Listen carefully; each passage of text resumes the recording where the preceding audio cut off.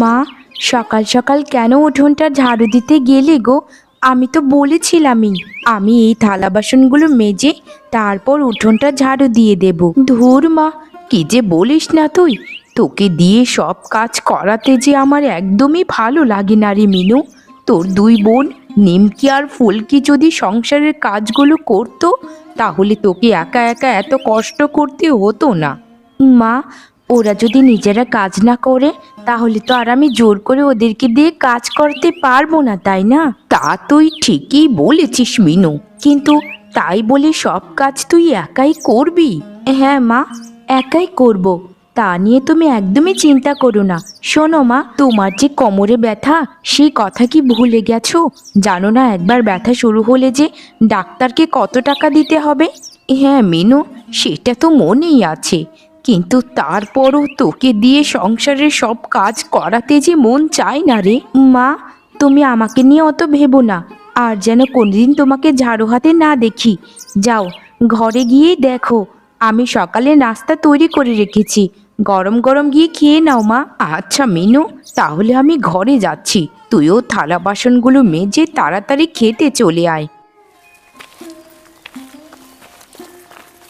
আমি না হয় মায়ের কাছেই থেকে গেলাম সারা জীবন, কিন্তু নিমকি আর ফুলকি তো বিয়েই করবে। তাদের যদি এরকম অবস্থা হয় তারপর স্বামীর বাড়িতে গিয়ে কি করবে, এটাই আমি ভেবে পাই না।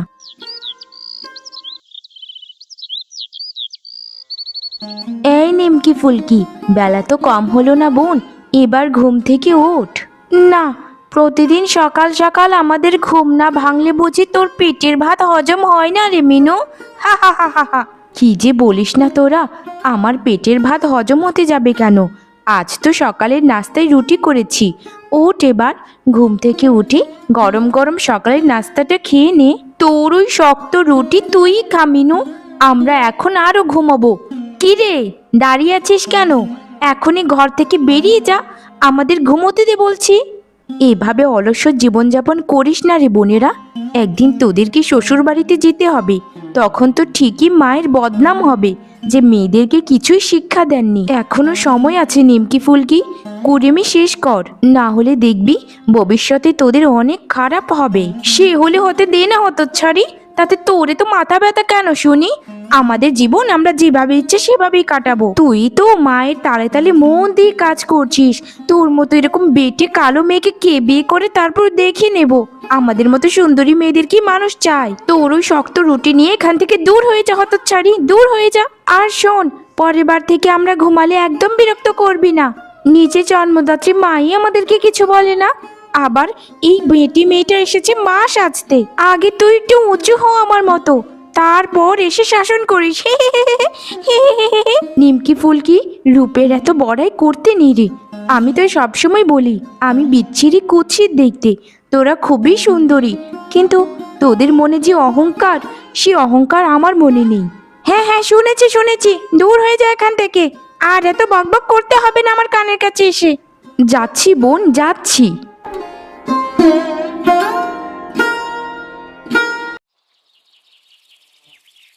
কি ব্যাপার যতীন বাবু, কি হয়েছে আপনার? এত চিন্তিত দেখাচ্ছে কেন? সুবলের দোকানে তো সবাই চা খেতে আসে, কিন্তু আপনি তো চাটুকু হাতে নিচ্ছেন না। আর বলুন না জগাই, সকালে ঘুম থেকে উঠে যে একটু চা খাবো তারও উপায় নেই।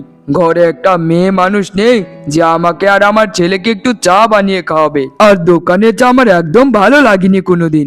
কেন যতীন বাবু, গিন্নিমা তো আছেনই চা বানানোর জন্য। আরে গিন্নি অসুস্থ, ভাত রান্না করতে পারলে তরকারি আবার ঠিকমতো রান্না করতে পারে না। বলো তো এভাবে আর কতদিন চলে? শহরে আমার এত এত টাকার ব্যবসা বাণিজ্য, কিন্তু ঘরটা কেমন জানি খালি খালি লাগে, বুঝলে? যতীন বাবু, এত চিন্তা না করে ছেলেটাকে তো বিয়ে করালেও পারেন। দেখো জগাই, ছেলে যদি বিয়ে না করে তাহলে কি আমি তাকে জোর করে বিয়ে করাতে পারি বলো? এদিকে আবার একটা ভালো মেয়েও কোথাও খুঁজে পাচ্ছি না। হা হা হা, যতীন বাবু কি যে বলেন, আমাদের গ্রামে কি মেয়ের অভাব আছে নাকি? এদিকে আমাদের গ্রামের মালতী দিদিরে তো তিনটে রূপবতী গুণবতী, দেখতে একেবারে সরস্বতী কন্যা আছে। ওরা খুবই কাজের আর দেখতেও বেশ সুন্দরী। কি বলো জাগাই? আমার ছেলের জন্য তো এমন একটা মেয়ে খুঁজছি। শোনো জাগাই, মালতীর বাড়িতে মেয়ে দেখাতে আমাকে কবে নিবে শুনি? যতন বাবু, আপনি কোনো চিন্তা করবেন না, আমি মালতী দিদির সাথে কথা বলে সব ঠিকঠাক করে রাখবো। আপনি তাহলে কাল সকাল সকাল মালতী দিদির বাড়িতে চলে আসবেন, কেমন? হ্যাঁ জাগাই, ঠিক আছে, আমি তাহলে কাল সকাল সকাল চলে আসবো। এখন আমাকে উঠতে হবে, শহরে আবার একটু কাজ রয়েছে, বুঝলে? আচ্ছা যতন বাবু, তাহলে আপনি যান। দুজনে কি কথা বলে গেল, একজনে তো চা খেলো না। আমার ব্যবসা এবার লাটে উঠেছে রে।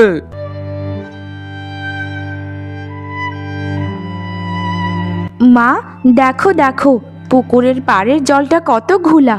আমি না হয় পুকুরে নেমে পুকুরের মাছ থেকে কিছু জল নিয়ে আসি, তুমি না হয় এখানে দাঁড়াও মা। না রে মা, তুই এত কষ্ট করে পুকুর পাড়ে নেমে জল ভরবি, আবার ঘড়া তুলে আনবি, একই কাজ বারে বারে করবি কেন? দাঁড়া, আমিও পুকুর পাড়ে নেমে জল নিয়ে আসি। না না মা, তোমাকে কষ্ট করে পুকুর পাড়ে নেমে জল তুলতে হবে না।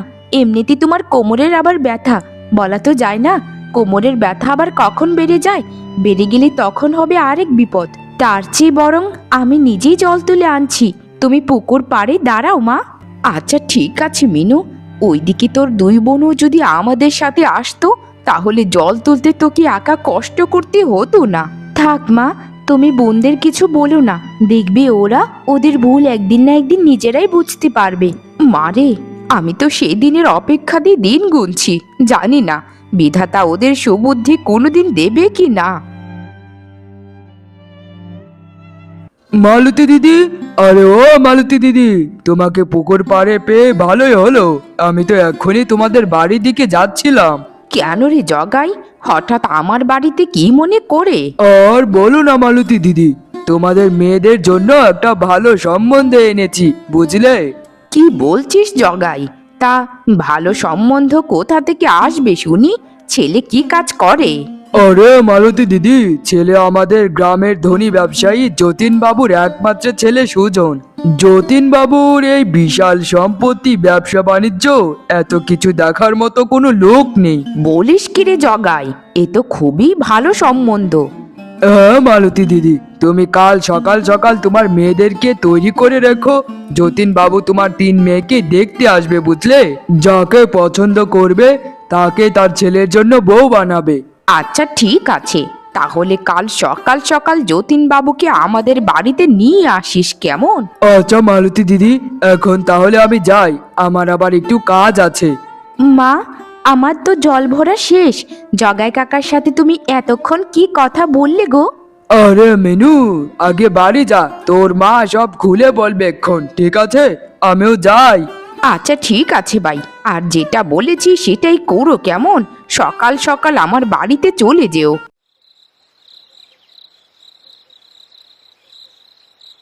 শোন আমার 3 মেয়েরা, এই বাক্সগুলোর মধ্যে তোদের বিয়ের খরচাপাতি বাবদ সকল টাকা পয়সা আমি জমিয়ে জমিয়ে রাখছি। এখান থেকে কিন্তু কেউই কোনো টাকা পয়সাতে হাত দিস না। তোদের বাবার মৃত্যুর পর কি কষ্ট করে যে সংসারটাকে আমি চালিয়েছি শুধু বিধাতাই জানে, তার উপর সংসারের খরচা বাঁচিয়ে টাকাগুলো জমিয়েছি। মা, তোমাকে একটা কথা বলবো বলবো বলে বলতেই সাহস পাচ্ছি না। যতীন কাকার সাথে তুমি কি কথা বলেছিলে গো পুকুর ঘাটে? আমাকে তো বলেছিলে বাড়িতে এসে বলবে, এখন তো সবাই একসাথে আছি, বলে ফেলো না মা। তাহলে শোন তোরা সবাই, এই গ্রামের সব থেকে ধনী লোক যতীন বাবু কালকে তোদেরকে দেখতে আসবে। তোদের 3 বোনের মধ্যে যাকেই তার পছন্দ হবে তার সাথেই পাকা কথা বলে রাখবে, তারপর তার সাথেই তার ছেলের বিয়ে করাবে। কাকে আর পছন্দ করবে মা? তোমার 3 মেয়ের ভেতর থেকে তো সবচেয়ে বেশি লম্বা হলাম আমি, নিশ্চয়ই যতীন বাবু আমাকে পছন্দ করবে, কারণ আমি যতটুকু জানি যতীন বাবুর ছেলেও অনেক লম্বা, তার ছেলের সাথে তো লম্বা বই মানাবে, তাই না? আর সবচেয়ে সুন্দরী মেয়ে হলাম আমি। নিশ্চয় যতীন বাবু সুন্দরী মেয়েকে রেখে লম্বা মেয়েকে তার ছেলের বউ করবে না। আমার বিশ্বাস যতীন বাবু প্রথমে আমাকে দেখেই একদম অবাক হয়ে যাবে যে গ্রামে এত সুন্দরী মেয়ে আজও আছে। আরে থাম তোরা, যতীন বাবু বলল একজন রূপে গুণে কাজে করবে সব দিক থেকে ভালো একটা মেয়ে লাগবে, কিন্তু তোরা দুজন তো কোনো কাজই করিস না। দেখো মা, আমি হলাম তোমার সব থেকে বেশি সুন্দরী মেয়ে, কাজ করা কি আমাকে মানায়? আমার বিয়ে হবে ধনী ঘরে, আমি তো তখন লোক দিয়ে কাজ করাবো। আমাকে দেখবি যতীনবাবু পছন্দ করবে, তারপর যতীনবাবুর বাড়িতে গিয়ে আমি শুধু আঙুল ঘুরিয়ে ঘুরিয়ে সবাইকে দিয়ে কাজ করাবো। হা হা হা হা হা। আর শোন নিমকি, তুইও শুনে রাখ, আমি হব যতীনবাবুর ছেলের বউ। আমি এই পাড়াগাঁয়ের সব থেকে ধনী মালকিন হয়ে যাব। এই তোরা দুজন থামবি? যখন যতীনবাবু পছন্দ করবে তখন করবে, তোরা এখন কোনো ঝগড়া করিস না। তোরা কিন্তু খুব বেশি করে ফেলছিস। আমি আমি এখন আর কোনো কথাই বলতে চাই না তোদের সাথে এই বিষয়ে। বুঝি মা, বুঝি, সব বুঝি। তোমার আদরের একমাত্র ছোট মেয়ে তো আমাদের মতো সুন্দরী আর লম্বা নয়, তাই তো তোমার মনে কষ্ট জাগছে, তাই না? তুমি তো খুব খুশি হতে যদি তোমার ছোট মেয়ের সাথে যতীনবাবুর ছেলের বিয়ে হতো। এই চল চল নিমকি, এখান থেকে আমরা চলে যাই। এদের সাথে কথা বলে আমাদের আর কোনো লাভ নেই, আমরা গিয়ে আমাদের কাজগুলো করি। মা, আমি কি দেখতে খুবই কালো? আমি কি দেখতে আসলে অনেক খাটো? আমার কি কখনো বিয়ে হবে না মা? না রে মা, তুই দেখতে কালোও না আবার খাটোও না, তুই হলি সেরাদের সেরা। কিন্তু মা, বোনেরা যে বলল যতীনবাবু সুন্দরী মেয়ে খুঁজছে, কিন্তু আমি তো সুন্দর নই মা। একটা কথা শোন মিনু, মানুষের চেহারা সুন্দর হলেই সে সুন্দর হয় না রে, মানুষের মন যত সুন্দর সে তত বেশি সুন্দর। একজন মেয়ের চেহারা যতই সুন্দরী থাক, যদি তার মন কখনো সুন্দর না হয় তাহলে সেই সুন্দরের কোনো মূল্য নেই। সত্যি বলছো তো মা? হ্যাঁ রে মা, মানুষের মন সুন্দর হলেই সে সুন্দর হয়। এখন ঘুমোতে যা মিনু, অনেক রাত হয়েছে। আচ্ছা মা, আমি এক্ষুনি যাচ্ছি। সকালে উঠে তো আমাকে অনেক কাজ করতে হবে। তুমিও এক্ষুনি ঘুমিয়ে পড়ো মা, না হলে তোমারও শরীরটা খারাপ করবে। নিমকি, এই দেখ, আমি এই ক্রিমটা বাজার থেকে কিনে এনেছি। এটা মুখে মাখলে দেখবি আমরা দুবোন অনেক বেশি সুন্দরী হয়ে যাব। আকাশে যে চাঁদ ওঠে সেই চাঁদের মতোই আমাদের মুখটা চকচক করবে রে। যতীনবাবু দেখে আমাদেরকে অজ্ঞান হয়ে যাবে, দেখিস। সত্যি বলছিস তো? এই ক্রিম মুখে মাখলে আমার চেহারা আরো সুন্দর হয়ে উঠবে? হ্যাঁ রে হ্যাঁ, চেহারা আরো অনেক বেশি সুন্দর হয়ে যাবে। মায়ের কাছ থেকে টাকা চুরি করে ক্রিমটা আমি কিনে এনেছি। চল চল, এবার দুবোন ক্রিমটা মুখে মেখে নেই, তারপর সকাল সকাল উঠে আমাদের তো চাঁদপানা মুখটা দেখতে হবে, তাই না? আচ্ছা শোন ফুলকি, আমি তোকে বিশ্বাস করে কিন্তু এই ক্রিমটা মাখছি, মুখে যেন আবার কিছু না হয় দেখে নিস। অনেক রাত হয়ে গেছে, চল চল চল, তাড়াতাড়ি মুখটা ধুয়ে ক্রিমটা মেখে ঘুমিয়ে পড়ি, না হলে তো আবার ভালো মতো ফর্সা হবে না রে। আহা হা হা হা, এই তো বিজ্ঞ মানুষের মতো কথা বলেছিস এতদিন পর। চল চল তাহলে। আর শোন, মায়ের কাছ থেকে যে টাকাটা চুরি করেছি সেটা আবার বলিস না কিন্তু। 1000 টাকা চুরি করেছি। মা যদি জানতে পারে তাহলে আমাকে মেরেই ফেলবে। এই 1000 টাকা খরচা করতে আমাদের তো 1 মিনিটও সময় লাগেনি, কিন্তু মায়ের তো জোগাড় করতে অনেক সময় লেগে গেছিল। বলেছিল যে মায়ের বাক্সে যেন হাত না দিই, কিন্তু আমি কি করব? আমাদের তো সুন্দর হতে হবে আগে, জগাই বাবুর ছেলের বউ হতে হবে না? আচ্ছা আচ্ছা ফুলকি, আমি কখনো এটা বলবো না। মায়ের কাছে বললে তো আমিও মার খাবো। খুব চিন্তা হচ্ছে রে, কাল জানি না জগাই বাবু কাকে পছন্দ করে বসে। বাহ বাহ বাহ, তোমার নাম কি মা? তোমার মুখখানা তো দেখতে একদম মা লক্ষ্মীর মতো। তা মা, তুমি এখন কোথায় যাচ্ছ শুনি? এখন তো তোমাদেরকে আমি দেখতে এসেছি, কিন্তু তুমি কলসি নিয়ে পুকুর ঘাটে যাচ্ছ নাকি? না না কাকা বাবু, আমাকে দেখতে আসেননি আপনি। আপনি এসেছেন আমার দু বোনকে দেখতে। তারা খুবই সুন্দরী এবং ভদ্র, তারা ঘরেই তৈরি হচ্ছে। আমি এদিক দিয়ে একটু ঘরের কাজগুলো করছি। কিছুক্ষণের মধ্যেই নিমকি আর ফুলকি চলে আসবে এখানে, আপনি কোনো চিন্তা করবেন না। আপনি এর থেকে ভালো তো চাটা একটু খেয়ে নিন, আমি বানিয়েছি কাকা বাবু। আমার হাতের চা খেয়ে আবার শরীর খারাপ যেন না করে। যতীন বাবু, ওই যে মিনুর আরো দুটো বড় বোন আছে, ওরা ওর থেকে বেশ সুন্দরী দেখতে। আপনি যদি বলেন আমি ওদেরকে ডাকি। জগাই কাকা, ওরা খুব ভালো মতো তৈরি হচ্ছে, তাই একটু দেরি হচ্ছে। আপনি একটু সময় দিন, ওদের আসতে আসতে একটু সময় লাগবে, না হলে ওরা আবার রাগ করবে আমাদের উপর। আচ্ছা শোনো মিনু, আমি কিছু দেখতে চাই না, তুমি যাও তোমার মাকে এক্ষুনি খবর পাঠাও। শোনো যতীন, আমি হচ্ছি ব্যবসায়ী মানুষ, আমি কোটি কোটি টাকার ব্যবসা করি। আমি মানুষ চিনতে কখনো ভুল করি না। আমি মানুষের মুখটা দেখলেই তার ভেতরের সব খবর বলতে পারি। আমি যা বোঝার বুঝে নিয়েছি, আমাকে আর বুঝতে হবে না। শুধু মিনুর মাকে আসতে দাও, তারপর আমি সব বলবো। ছি ছি ছি ছি ছি ছি, নেমকি ফুলকি, তোদের আমি এই শিক্ষা দিয়ে মানুষ করেছি? ছি ছি ছি ছি ছি, তোদের দুজনকে আমি নিজের সন্তান হিসেবে পরিচয় দিতে আমার ঘৃণা হচ্ছে। আমার কোনো দোষ নেই মা, সব দোষ হচ্ছে ওই ফুলকির। ও আমাকে রাতে বলল ক্রিম দিলে নাকি আমি আরো অনেক সুন্দরী হয়ে যাব, তাই আমি ক্রিম দিয়েছিলাম। কিন্তু এখন দেখছি ক্রিম দেওয়াতে আমার মুখটা একেবারে পুড়ে চলছে গেছে। এখন আমার কি হবে মা? আমি কি করব? যতীন বাবু কি আমাকে দেখে পছন্দ করবে? মা, তুমি আমাদেরকে ক্ষমা করে দাও, আমাদের অনেক বড় ভুল হয়ে গেছে, আমাদেরকে মাফ করে দাও মা। আরে নিমকি ফুলকি মা, তোমরা সবাই এখানে কি করছো?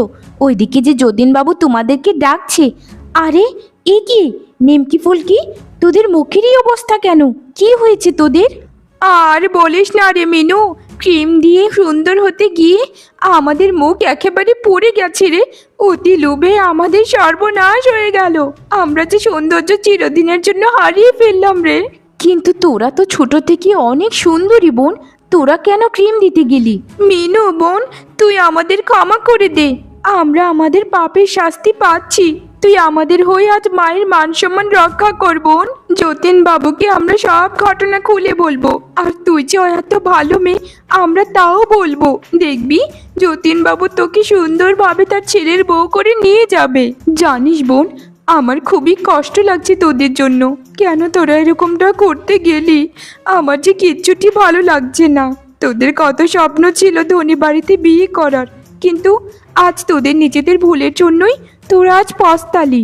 আরে দিদি, আপনাকে কতক্ষণ ধরে ডাকছি।